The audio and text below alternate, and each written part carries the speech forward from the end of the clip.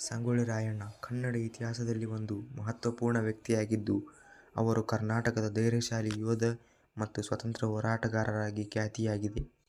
ಆತನ ಜೀವನ ಮತ್ತು ಸಾಧನೆಗಳ ಮೂಲಕ ಅವನು ಕನ್ನಡ ದೇಶಭಕ್ತನಾಗಿ ಕಣ್ಣುಗಳನ್ನು ಸೆಳೆದಿದ್ದಾನೆ.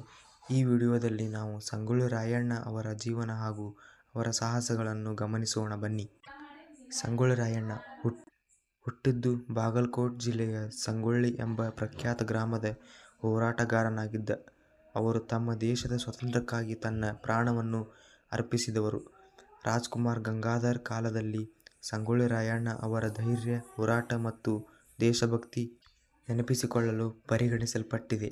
ಸಂಗೊಳ್ಳಿ ರಾಯಣ್ಣ 1818ರಲ್ಲಿ ಬ್ರಿಟಿಷರ ವಿರುದ್ಧ ಹೋರಾಟವನ್ನು ಪ್ರಾರಂಭಿಸಿದನು. ಅವರು ಭದ್ರಾವತಿ, ಬೀದರ್ ಹಾಗೂ ನವಲಗೋಡುಗಳಲ್ಲಿ ಬ್ರಿಟಿಷರ ಸೇನೆಗೆ ಎದುರಾಗಿ ದೇಶಪಕ್ಷವನ್ನು ಬಲವಾಗಿ ನಿರ್ಮಿಸಿದರು. ಅವರು ಭಾರತದ ಸ್ವಾತಂತ್ರ್ಯಕ್ಕಾಗಿ ಬ್ರಿಟಿಷರ ವಿರುದ್ಧ ಹೋರಾಟದಲ್ಲಿ ತನ್ನ ಬಲಿಷ್ಠ ಶಕ್ತಿಯನ್ನು ಪ್ರದರ್ಶಿಸಿದರು. ಸಂಗೊಳ್ಳಿ ರಾಯಣ್ಣ ಅವರ ಹೋರಾಟದ ಗುರಿ ಒಂದೇ: ಕರ್ನಾಟಕವನ್ನು ಬ್ರಿಟಿಷರ ಗುಂಡಿಗೆಯಿಂದ ಸ್ವತಂತ್ರ ಪಡೆಯುವುದು. ಅವರ ನಾಯಕತ್ವದ ಕಾರಣವೆಂದರೆ ಅವನು ಯಾವಾಗಲೂ ಇತರರನ್ನು ಪ್ರೇರೇಪಿಸುವುದು, ಸಮರ್ಥನೆಯಿಂದ ಮಾರ್ಗದರ್ಶನ ನೀಡಲು ಸದಾ ಸಿದ್ಧನಾಗಿದ್ದ. ಅವನ ಹೋರಾಟವು ನವೀನ ಭಾರತವನ್ನು ಹೊತ್ತಿ ತೆರೆದನು. 1829ರಲ್ಲಿ ಬ್ರಿಟಿಷರ ವಿರುದ್ಧ ಹೋರಾಟದ ವೇಳೆ ಸಂಗೊಳ್ಳಿ ರಾಯಣ್ಣ ಗುರುತಿಸಲ್ಪಟ್ಟನು ಮತ್ತು ಅವರನ್ನು ಸೆರೆಹಿಡಿದು ಗಲಾಟೆ ಮಾಡಿದ ಮೇಲೆ ಹತ್ಯೆಗೊಳಿಸಿದನು. ಅವನ ಮಹತ್ವವನ್ನು ಇನ್ನೂ ಹೇಳಬಹುದು. ಅವನು ದೇಶದ ಸ್ವಾತಂತ್ರ್ಯಕ್ಕಾಗಿ ತನ್ನ ಪ್ರಾಣವನ್ನು ಅರ್ಪಿಸಿದವನು.